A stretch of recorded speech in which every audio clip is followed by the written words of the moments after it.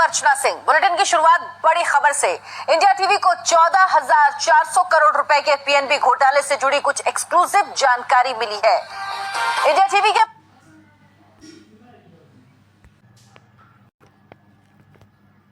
bank fraud case involving diamond merchants Nirav Modi and his uncle Mehul Choksi. This comes just before the 90-day period to file charges against those arrested ends. Also, CEO, who the government says they will now sack. Allahabad Bank MD and CEO for Punjab National Bank fraud along with 3 other top officials. The agency in the charge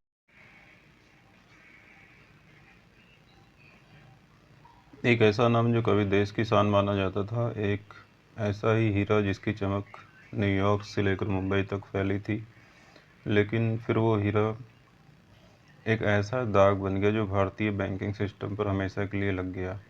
नमस्कार दोस्तों, स्वागत है आप सबके हमारे channel पर। आज हम आपको बताएंगे नीरव मोदी और मेहुल चौकसी के 13,000 करोड़ रुपए के पीएनबी के घोटाले की पूरी कहानी।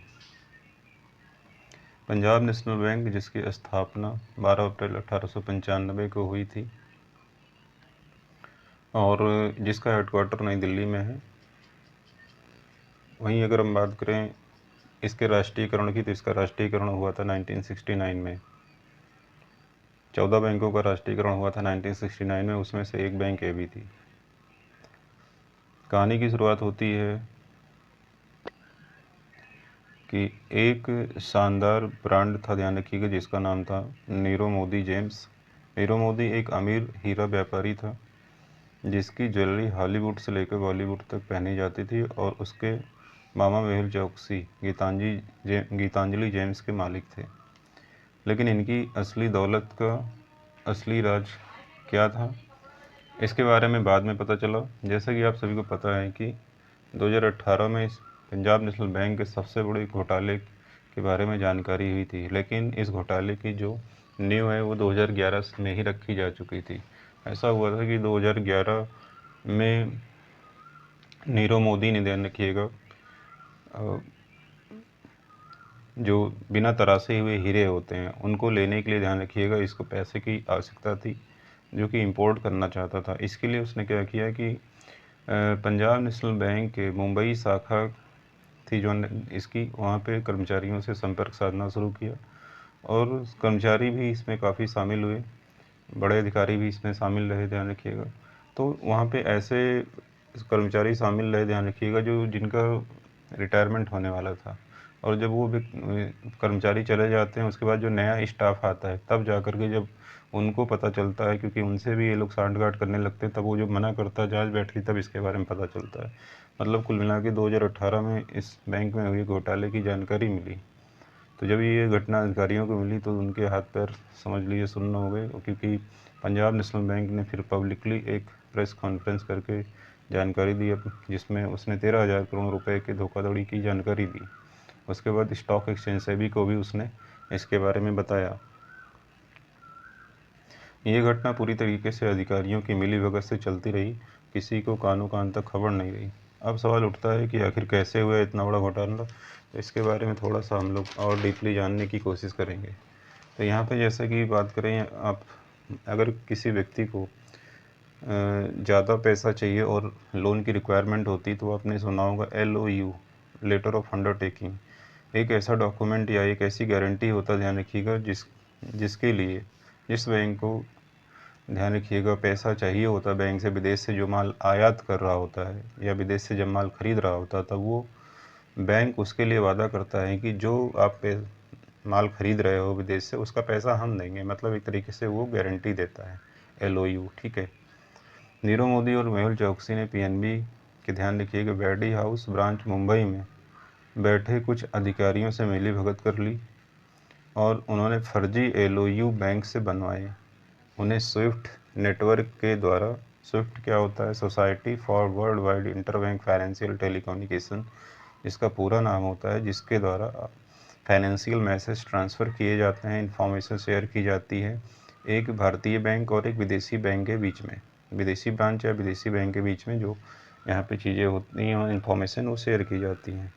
तो यहाँ पे ध्यान रखिएगा, फर्जी LOU डॉक्यूमेंट बनवाए गए और स्विफ्ट के नेटवर्क के जरिए इसको विदेश भेजा गया उस बैंक में जहाँ पे ध्यान रखिएगा इनको पैसा प्राप्त हुआ, फंड प्राप्त हुआ उस, ठीक है। इसको हम डिटेल में भी जानेंगे।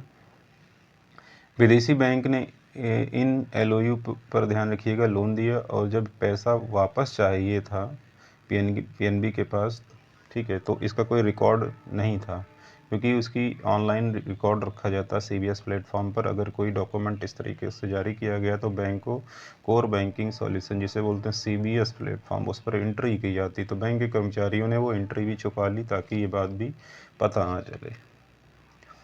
जैसा ही घोटाला सामने आया दोनों ने भारत से भागने की कोशिश करी क्योंकि 2018 में इनके घोटाले उजागर हुए तो इन्होंने भागने का प्लान बनाया। इसमें नीरव मोदी भी शामिल है और मेहुल चौकसी भी।